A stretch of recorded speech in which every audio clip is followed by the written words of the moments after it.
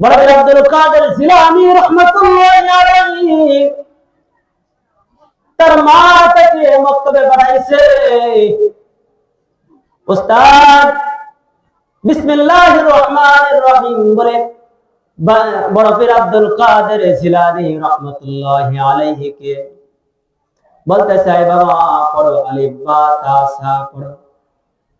হযরত আব্দুল কাদের জিলানী রাহমাতুল্লাহি আলাইহি বিসমিল্লাহির রহমানির রহিম পড়ে সূরা ফাতিহা থেকে আলিফ লাম মিম থেকে শুরু করে 18 পারা উস্তাদকে শুনায় দিছি। সুবহানাল্লাহ। বড় আব্দুল কাদের জিলানী রাহমাতুল্লাহি আলাইহির মা ছিলেন নেককার, মা ছিলেন আবেদা সালেহা, পর্দানিশী। কেমন পর্দা করতো। বড় আব্দুল কাদের জিলানী রাহমাতুল্লাহি আলাইহির বাবা ছিলেন, তার নাম হলো আবু সালেহ মুসা জঙ্গি। ক্ষুধার্ত অবস্থা নদীর ধারে বসে আছে, পানি দিয়ে একটা ফল ভেসে যায়। ক্ষুধা লাগছি, ফলটা উঠে খাইছি। বাবা কত বড় নেককার দিনদার, একটু খেয়াল করেন। ফল খাওয়ার পরে চিন্তা করে, হাই হাই কার জানি গাছের ফল খাইলাম, মালিকের অনুমতি নাই। হাসরের ময়দানে যদি রব্বে কারীম আমাকে জিজ্ঞাসা করি, কার ফল খাইছিলা, অনুমতি নিছো? না না, অনুমতি নেই, ফলটা অনুমতি ছাড়াই খাইছি, আমার তো শাস্তি হয়ে যাবে। এই শাস্তির ভয় চিন্তা করে ফলটা যেহেতু এই নদীর ধারে দিয়ে আসছি, অবশ্যই এই নদীর ধারে কারো না কারো বাগান রয়েছে। হাঁটতে হাঁটতে তালাশ করে বাগান পাইছে। বাগানের মালিককে খুঁজতেছে, মালিক তো পাইছে। বাগানের মালিককে যা বলে, আয় বাবা, না বইলা না শুইলা না যায় না, আপনার বাগানের একটা ফল আমি খাইছি, আয় বাবা আমাকে মাফ করে দেন, আমাকে মাফ করে দেন।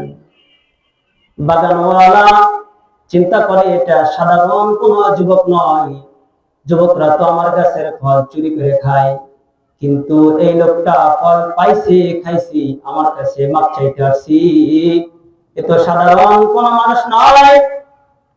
কৌশলে বাড়িতে রাখছে পরীক্ষা করার জন্য। বলে, তোমাকে মাফ করতে পারি, একযুগ আমার কাজ করতে হবে। একযুগ কাজ করেছি, কাজ করার পরই বলতেছে, আয় বাবা তাহলে এখন আমাকে মাফ করে দেন। কয়, হাই হাই, একটা ফলের জন্য এই যুবক ছেলেটা আমার বাড়িতে একযুগ 12 বছর কাজ করছি, এই ছেলেকে তো হাত ছাড়া করা যায় না। আয় বাবা তোমাকে মাফ করতে পারি, একটা শর্ত আছে। কি শর্ত? বাবা বলতেছে, আমার একটা মেয়ে আছে, যে মেয়ে কথা বলতে পারে না। আমার একটা মেয়ে আছে, যে মেয়ে চোখে দেখতে পারে না। আমার একটা মেয়ে আছে, যে মেয়ে কানে শোনে না, হাঁটতে পারে না। এই মেয়েটাকে যদি তুমি বিবাহ করো, তাহলে তোমাকে ক্ষমা করে দিব। আবু সালেহ মুসা জঙ্গি চিন্তা করে, হাই হাই, দুনিয়াতে যদি আমার একটু কষ্ট হয়, তাহলে মেয়েটাকে বিবাহ করে ক্ষমা নিয়ে যাই, না হলে আল্লাহ তাআলার ভয়ঙ্কর শাস্তি সহ্য করার ক্ষমতা আমার নাই। রাজি হয়ে গেছে, বিবাহ হয়ে গেছি, বাসর ঘরে গেছি। বিবি সালাম করেছে, তাকায় দেখে এত সুন্দর মহিলা কোনদিন দেখি নাই। চোখ ভালো আছে, জবানও ভালো আছে, কানও ভালো আছে, হাত ভালো আছে, পা ভালো আছে। ঘর থেকে দৌড়াই বের হয়ে গেছি। কি বাবা বের হয় না? না, আমি যাকে দেখছি এ তো আমার বিবি নয়।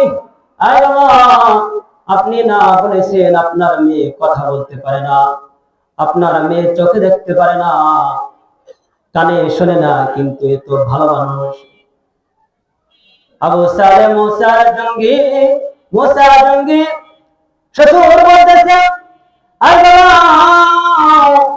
আমার ছেলে, আমার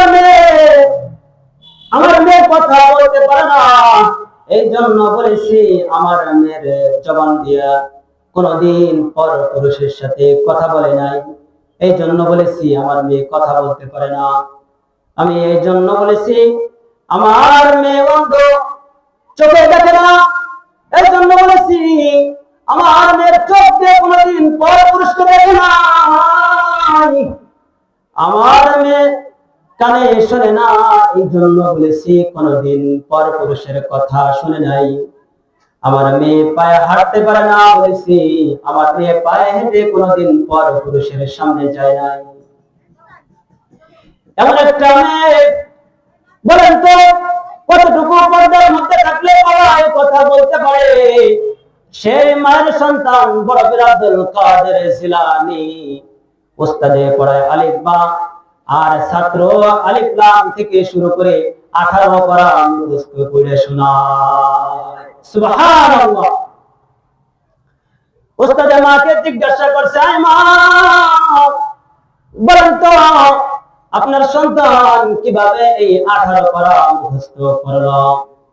মা বলতেছে, উস্তাদ জি, আমার এই সন্তান, আমার এই বাচ্চা, আমার এই ছেলেকে পেটে নিয়ে আমি মা কোরআন তেলাওয়াত করেছি, এই কারণেই তো এই কোরআন তেলাওয়াতের একটা আসর আমার সন্তানের উপরে পড়েছি, আমার সন্তানের উপরে পড়েছি, তো আমার সন্তান মুখস্থ করে নিয়েছি।